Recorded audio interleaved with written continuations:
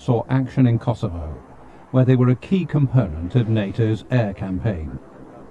But the general responsible for reviving Germany's air force and overcoming the memories associated with Hitler's Luftwaffe would more than likely have deeply disagreed with the bombing of Kosovo. He knew the limits of air power, how long an air war could take, and how many civilians would die. General Johannes Steinhoff, as his scarred face testified, was a man who knew the cost of war. The respect he was accorded at NATO meetings, like this one in 1971, was remarkable.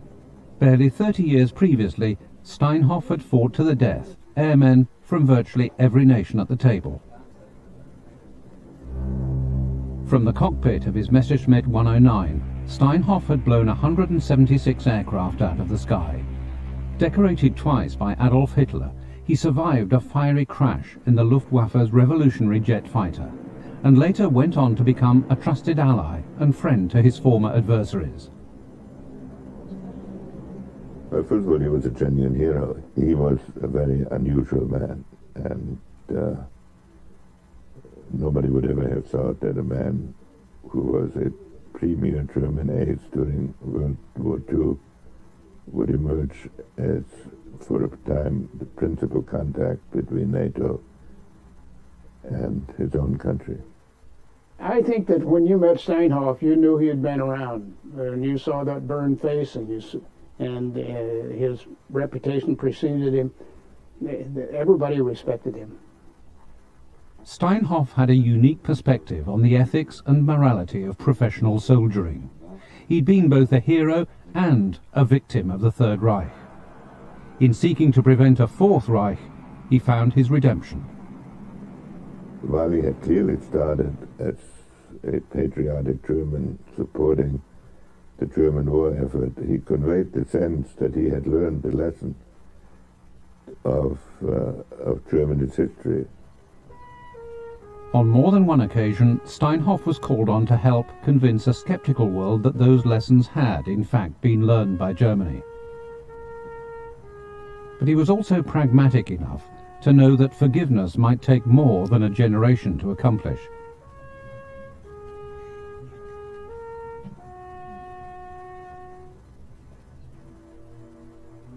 Germany's first air force was formed by cavalrymen.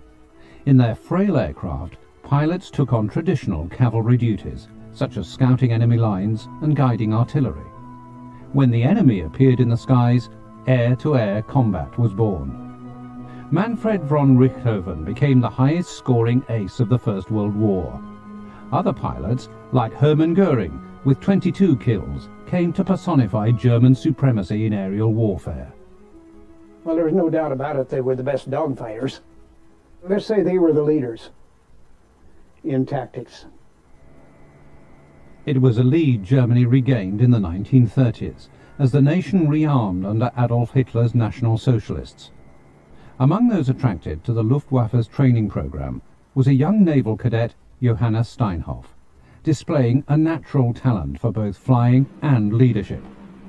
By the time Germany invaded Poland in 1939, the 26-year-old Steinhoff was commanding his own squadron of Messerschmitt 109s. Commander of the Luftwaffe and one of Hitler's key associates was Hermann Goring, who stirred the young pilots of the fighter arm, the Jagdwaffe, with his theatrical and nationalistic speeches. In his later years, Steinhoff recalled, "When he said, 'And you will one day be my vengeance corps,' there probably wasn't anyone who wasn't totally motivated to give his utmost in support of this regime." This sense of martial destiny was reinforced by two codes of honor from the First War in the Air: gallantry and sportsmanship. We felt that the fight among fighter pilots was the only left with equal chances on both sides. During his 800 combat missions, Gunther Rahl shot down 275 aircraft, making him the third-ranking ace in the history of air warfare. We had our honor, our code of honor. Fighter pilots are fighting all their lives, and they want to be the best. And not only do they want to be the best, they want their country to be the best. As advances in aeronautics, guns and ammunition made combat more ferocious, honour and gallantry became less important. It was usually a battle for survival, with the motto, it's either you or me. You never thought of a human being in it, the pilot. You never thought of him being torn apart with your cannon shells. You just thought of that aeroplane as a piece of machinery. Always I said we had the chance for a wooden cross or for an iron cross.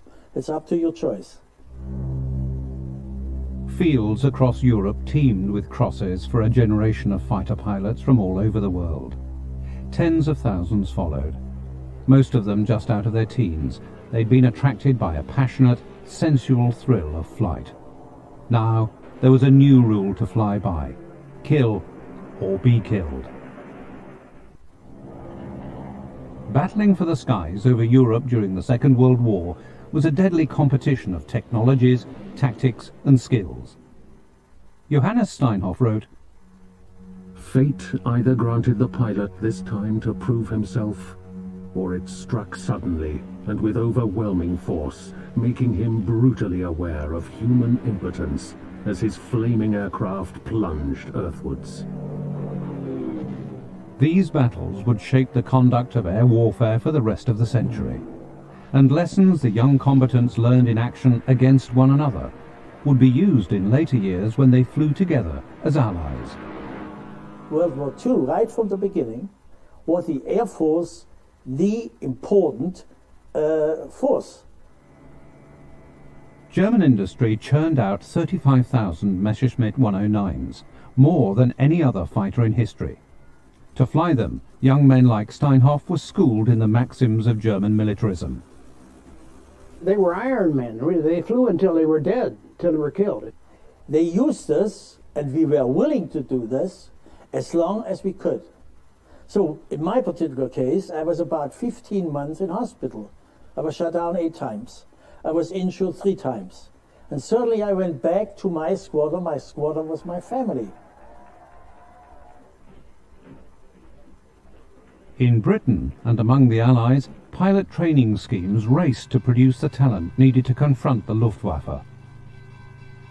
For me, it was really the golden age of flying, because the severe disciplines which surround fighter pilots today hadn't come into force. We had a lot of freedom of action. Johnny Johnson was the highest-scoring Allied fighter ace in Europe during the Second World War, shooting down 38 Luftwaffe fighters in his trusty Spitfire. The 109 destroyed, but yes. Oh, good show. I could go to my CO, for example, in the beginning of 1941, and I'd say, do you mind if Sergeant Smith and I slip over to France, see what we can find, sir? And he said, no, off you go. And we were looking for targets of opportunity. Anything that had a German flag on it, or a swastika, staff cars, or we shot a lot of trains up. After German forces swept through France, the Luftwaffe and the RAF met head-on in the 1940 Battle of Britain. Johannes Steinhoff's pilots were up against a steadily improving Allied air defence. This was a very much rough and tumble, sort of desperate affair. No quarter ask, all given. The rapid fire of the gun, they could get 100 rounds off in 2-3 seconds. In my case, the shot hit the instrument panel. I got glass splinters in my face. One splinter's still there, in my cheek. Walter Schuck survived and shot down 206 aircraft. Steinhoff was a survivor too. Over the course of the war, he was shot down 12 times, crash landing always, and scoring 176 victories along the way. Whether German, British, Russian or American, the sensation of combat was the same. Thrill turned to terror. So the first thing the poor sod knew about it was a great burst of shot and shell coming into the gun, probably the last thing, coming into his cockpit. If he did see you, then they generally pulled up into a turning circle and then began the dogfight. Sich ja gegenseitig zu beschützen, gegenseitig. Nicht einer. You had to protect each other, not a case of one person looking out for themselves and ignoring the comrade by their side, leaving them to be shot down by the enemy. Beachtet und wurde dann vom Gegner abgeschossen. In and out, quick. In and out, never linger. If you lingered, you were dead. Unwritten codes of conduct were established among enemies, such as when an opponent's aircraft was damaged but still flying. Back him down. Finish him off. But if he got out, leave him alone. The Luftwaffe also observed this rule, so much so that there was no confirmed case of a German fighter pilot firing on an adversary who'd bailed out. I think one of the things we were most afraid of, and ever, was getting burnt. Sir Christopher Foxley Norris commanded Spitfire and Mosquito squadrons. Like Johannes Steinhoff, he also started in biplanes, eventually becoming Britain's Air Chief Marshal. I was flying a night sortie one day with a string of aircraft on an anti-shipping, and one of them, the pilot got hit when he was transmitting, and he left the transmitter on, and he screamed all the way down. And nobody made an attack that night. While Winston Churchill spoke elegantly about the future of mankind, pilots had more basic concerns. What I was worried about was getting my backside shot off. Mankind could wait until I got back on the ground. You know, in our days, everybody says, you fought for the Nazi regime. It's not our feeling. We fought for our country, and the country was at war. However it came to war, we were not informed. There was war, the country was at stake, and we acted like the British say, right or wrong, my country. The Battle of Britain ended with the Luftwaffe sustaining heavy losses. Steinhoff and other leading pilots suggested new strategies, but Goring was stubborn and resisted any recommended changes. By 1943, Steinhoff was one of the Luftwaffe's highest-scoring aces. Ordered to North Africa, he took command of the 77th Fighter Group.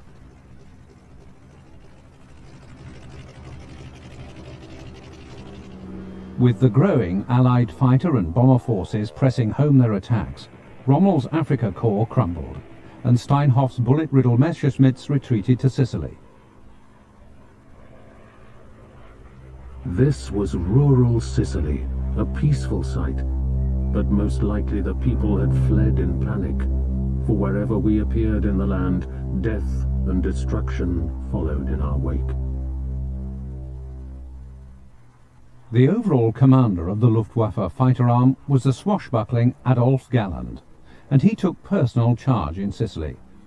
On June the 25th, 1943, Galland ordered Steinhoff to lead a combined German-Italian force of 100 fighters against a flight of 200 American B-17s. I pulled my Messerschmitt up to the same height as the bombers as though I had done it 100 times before. The crosswires of my sights shook to the cannons.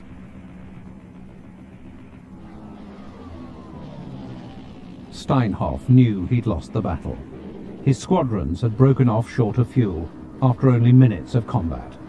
With 200 B-17s to aim at, Steinhoff's kill was the only one brought down. Goring was furious and told Steinhoff that one pilot from each of his fighter wings would face court-martial for cowardice. Goring had grip and control building up the Air Force, controlling the industry before the war.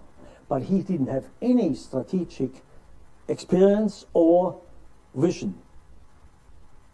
Steinhoff's wing leaders stood up to Goring, volunteering themselves to face the court-martial. Goring had to back down. Some of the Luftwaffe's finest aces would be disgraced.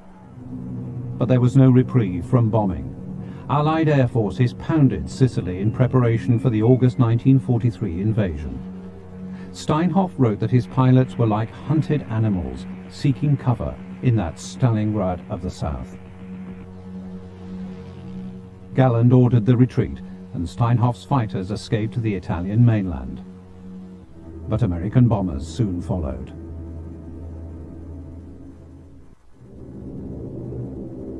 By midsummer 1943, the Allies' four-engine bombers were pounding German and Italian forces. On August the 19th of 1943, our target was the city of Foggia. On only his third bomb run, B-17 pilot Bud Kingsbury was about to encounter Johannes Steinhoff's Messerschmitt. We were told to expect between 250 and 300 single and twin-engine German and Italian fighters. And as we crossed the Mediterranean, they just came up like a swarm of flies.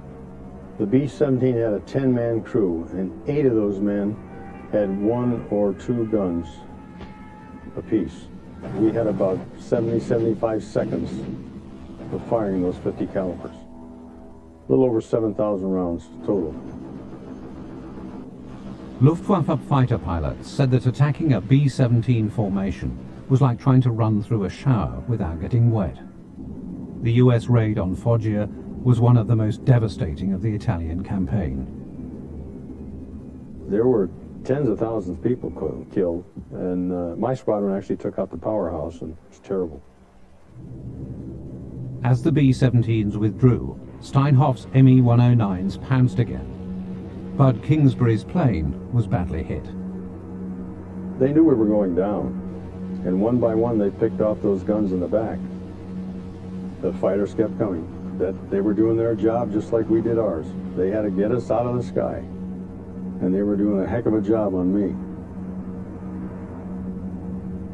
Wounded in the shoulder and neck by shrapnel, Bud gave the order to bail out. The 5 gunners in the back never had a chance to exit the aircraft. They were either all dead or so badly wounded they couldn't get out.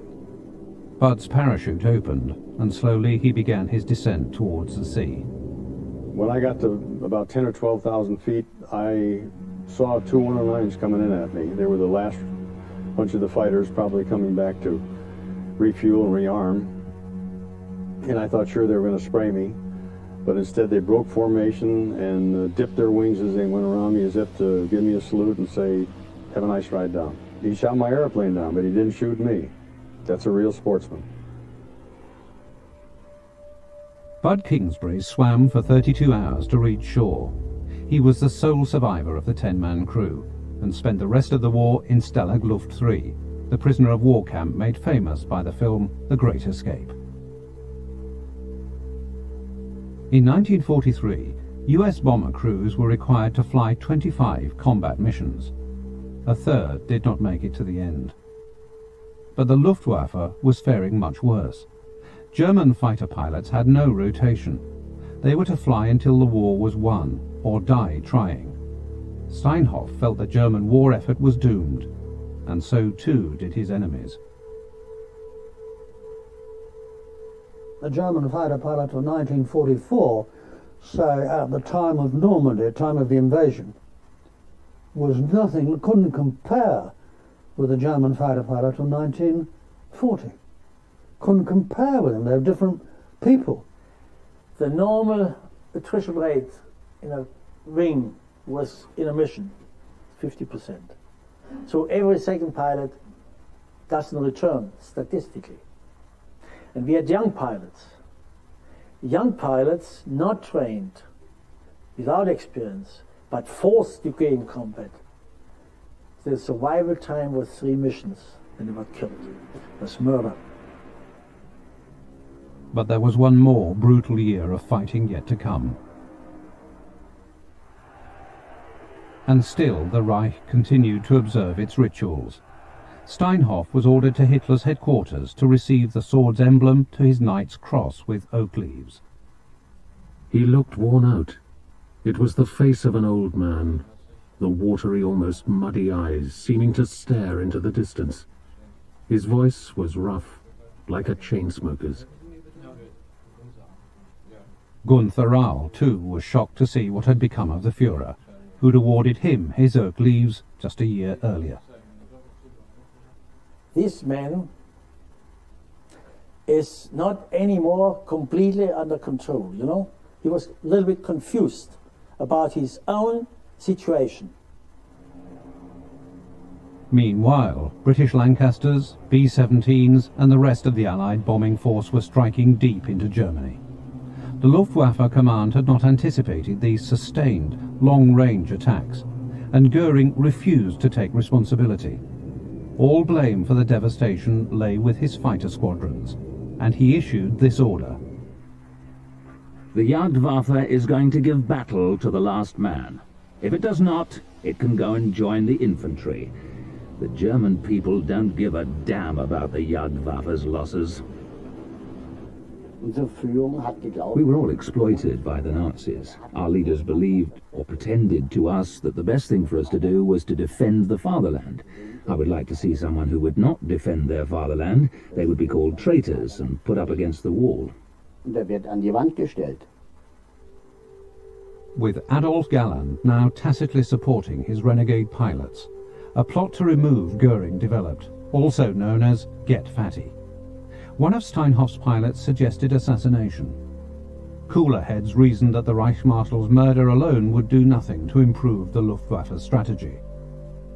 The conspirators turned to General Ritter von Greim, Goring's subordinate. He sympathized with Steinhoff and the others, but said he was powerless to act. Then suddenly, an order to come to Berlin was issued to the 5 leading conspirators, including Steinhoff. The SS had been monitoring their every move. Now, Goring wanted to meet them, face to face. Colonel Gunther Lützow was the commander's spokesman, and he told Goring that he'd humiliated them. But there was still time, he said, to prevent the rest of Germany being reduced to ashes. Goring reacted angrily, again criticizing their conduct in battle. Lützow shouted back that Goring had ignored the 4-engine bombers completely and had starved the Jagdwaffe of new aircraft and weapons. Shaken, Goring threatened to have Lützow shot, and stormed out of the room, leaving Steinhoff, Lützow and the others to ponder their fate. Well, in wartime Germany, if you lose a battle like that, it's just like cutting your own throat. Goring fired and tried to court-martial and was going to have Galland shot. Steinhoff was summoned by the head of Luftwaffe personnel and suspended. The conspirators were spared only by the intervention of Hitler. The Führer would give them one last chance, in effect, a suicide mission. It was Goring who relayed the order to Galland. Prove the fighter potential of the Me-262 jet. Goring told him, take all those bad guys with you, too. He said, yes, sir, so he got a hold of the guys he wanted. One of Galland's first recruits was Steinhoff. It was quickly apparent that the new mission was not much better than facing a firing squad. Adolf Galland's renegade pilots, Johannes Steinhoff among them, found the Messerschmitt 262 jet extremely challenging to fly. But its speed and armament overwhelmed Allied aircraft. Walter Schuck scored 8 kills. Der innere Motor ausfiel und somit die Kraftstoffzuleitung. That was the aim, the inside engine, also cutting off the fuel supply to the outer engine. Then the crew had to get out, and usually they were so far inside German territory that they never saw home again. So weit über deutschem Gebiet, die kamen nicht mehr nach Hause. In his new jet, Steinhoff shot down a Russian plane. But on April the 18th, 1945, the wheels of his plane struck a bomb crater on takeoff. The fighter crashed, erupting in flame. With his clothes and face burning and inhaling fiery gases, Steinhoff barely managed to escape. And when Galland landed from this particular sortie, he said, I want to see General Steinhoff's body. And they said, but he's not dead, sir. He's in the sick quarters, so they said, take me to see him. And they took him to see him, and Galland had a long look at Steinhoff, and he turned to the doctor and said, kill him. And the doctor said, sir, and he said, kill him. Nobody must be allowed to survive under those conditions. And the doctor, who must have been a very brave man, because he didn't say no to generals, refused to kill him. Steinhoff, a master of the air war, was now fighting for his life in a hospital bed. Doctors struggled to save the remaining flesh on his head and hands. When the pain was at its worst, I thought I was being attacked by ants. Swarms of them were creeping up my neck under the bandage.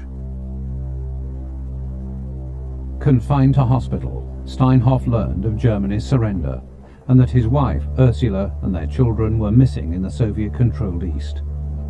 Depression soon struck. News also came that his close friend and fellow conspirator Gunther Lutzow had been killed in action just 2 weeks before the war's end. More damning revelations were to come.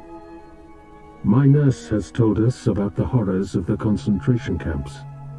She brings us the first peacetime newspapers which call our attention repeatedly and in detail to the disgrace of our nation. Auschwitz, Treblinka, Buchenwald.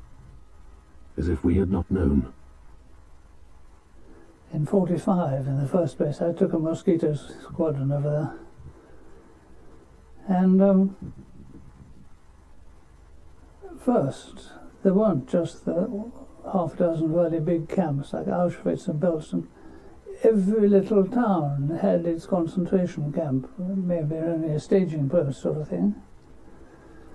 And to put it brutally, you couldn't avoid knowing they were there because of the smell. Allied doctors began a 20-year process of rebuilding Steinhoff's face. 6 months after the end of the war, his wife and children escaped from the Russian zone. When he came home, we really didn't, my brother and I, we really didn't know our father. And I remember my mother and another family friend, they came to me and to my brother and they said, now, your father's coming home. He's the same person that he was before, but he'll look different. And then they said, but don't be scared. Can you imagine starting family life that way? In the rubble of post-war Germany, Steinhoff had to start all over again. You know, we fought for our daily life. There was nothing. There was absolutely nothing. There was no state, no nothing, no money, no nothing. Yeah? And so you start. Steinhoff began to paint, taking a job as a copywriter for a Munich advertising agency. He was hard against himself. He said, okay, I plan a new life, and so I plan to get a new face. He had over 80 operations with plastic surgeons in hospitals in Germany and England. And it was a natural thing for him to get a new face. He would watch these fast planes zip over us. He didn't really think it would ever happen again, that he would fly one. Oh, and he was so envious because that was his life, flying. And there was no hope in those days that he would fly again. But the Western Allies had other plans for Germany. In 1954, the United States shipped the first nuclear weapons into the country. The Allies encouraged Germany's leaders to rebuild their military. Steinhoff was among the first wartime commanders to be called up. Only 11 years after his terrible crash, he returned as a colonel in the Luftwaffe, the People's Air Force. I didn't have the intention to join the German Air Force, and Steinhoff wrote me a letter. How do you think we should ever build up a German Air Force? In the United States, Steinhoff and Rahl learned to fly the F-84, and later the F-104 Starfighter. Before you knew it, he was like a phoenix. He didn't think of the face anymore. That was all secondary. It was his achievements that became the first thing. Steinhoff rose quickly through the chain of command. The Cuban Missile Crisis found him based in Washington as the principal German military contact with the Kennedy administration.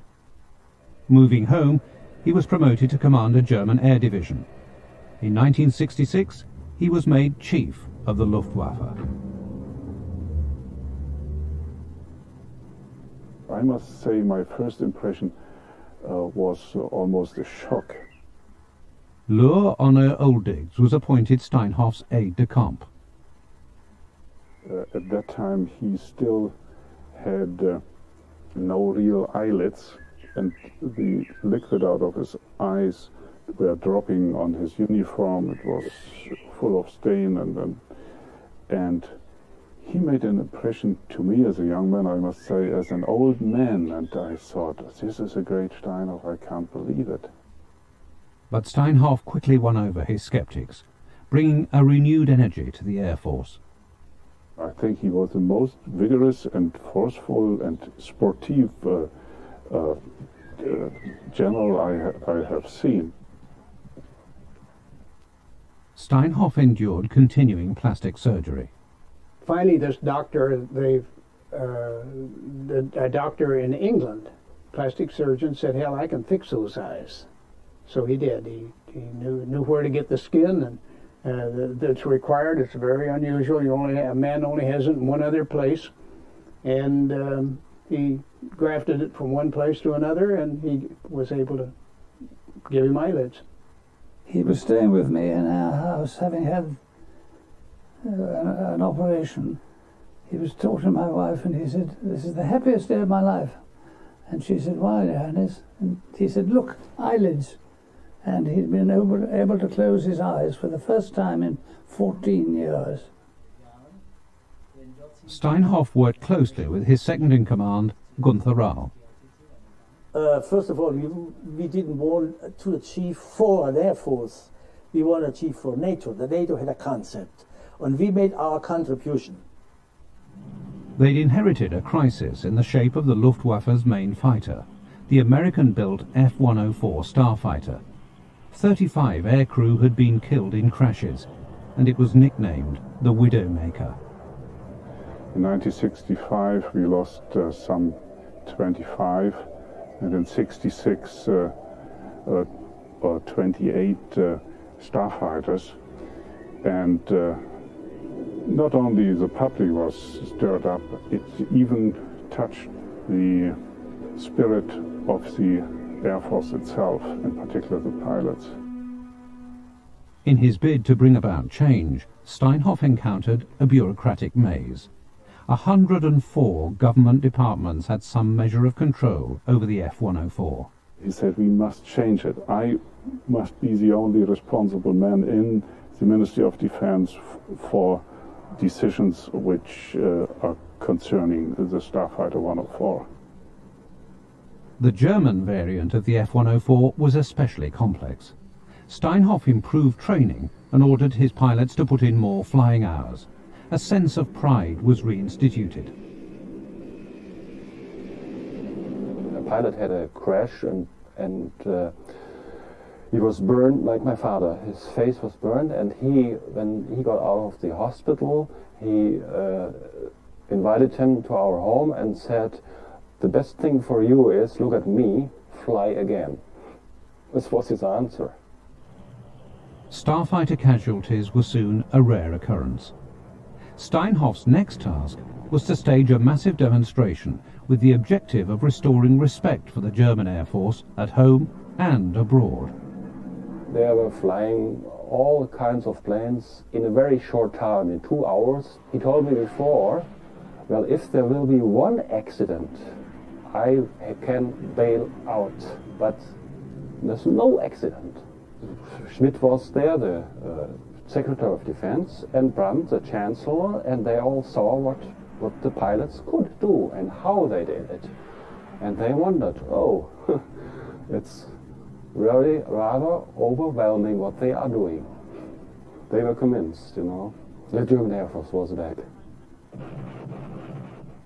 In style and substance, Steinhoff's command could not have been more distinct from the criminal excesses of Hermann Goring. Steinhoff wanted this, above all else, to be perfectly clear.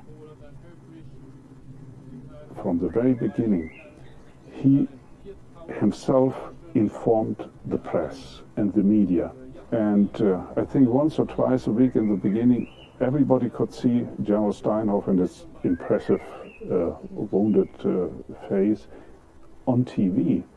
And that's the secret, obviously. If you don't have respect from the population, you can't overcome all the other sensitive political issues. He was just trying to say that the German people want to be drawn back into the Western Hemisphere and give them another chance. Yeah. I think he succeeded. Now known as the manager in uniform, Steinhoff had reinvented himself. His new allies at NATO also saw in him something else, a new weapon in their confrontation with the Soviet Union. 1970. The Soviet Union would soon have 7,000 nuclear warheads in its arsenal, the US 9,000. Less than a dozen medium-yield warheads could devastate countries the size of Britain and cause a radioactive winter that might last 1,000 years. This was the new reality for soldiers like Steinhoff, who'd once had only a few cannon to fight with. He feared nuclear war, obviously, above everything. He was aware of the dangers, but he was also very hopeful that it could be managed. Steinhoff believed in negotiating with the Soviets, but from a position of overwhelming strength. His colleagues at the NATO headquarters in Brussels agreed. In 1971, they elected him chairman of their military committee. That all these chairmen that are sitting on this table, all 15 nations in those days, it was 15 nations, elected him to be chairman. What an honor. He was a good, nice German. And we'd been educated, let's face it, for many years. There wasn't such a thing as a nice German. And when you met this very charming, very humorous, very effective man, you did say to yourself, subconsciously, I think, they're not as bad as they're painted. Initial press coverage mentioned Steinhoff's wartime exploits, but there was little criticism. Well, if in the late 40s or in the 40s when the war ended, anyone had said that within 10 years there'd be a German army and a German air force, and that Germany would be an integral part of NATO, and that a little later German generals would be in key positions in NATO, as Steinhoff came to be, he would have been considered absolutely mad. Steinhoff wanted Western Germany to be a full nuclear partner. The Luftwaffe had taken on its first nuclear weapons in 1957, when German squadrons were secretly added to the West's nuclear strike force. Steinhoff also acknowledged that in a nuclear exchange, Soviet-backed East Germany could be targeted by the West. He was prepared to pay the price, and all these decisions were very difficult for the Germans because they were going to be the major theater of operation. The more weapons they permitted on their territory, the more air bases there were on German territory, the more likely, in case of conflict, was the country to be devastated.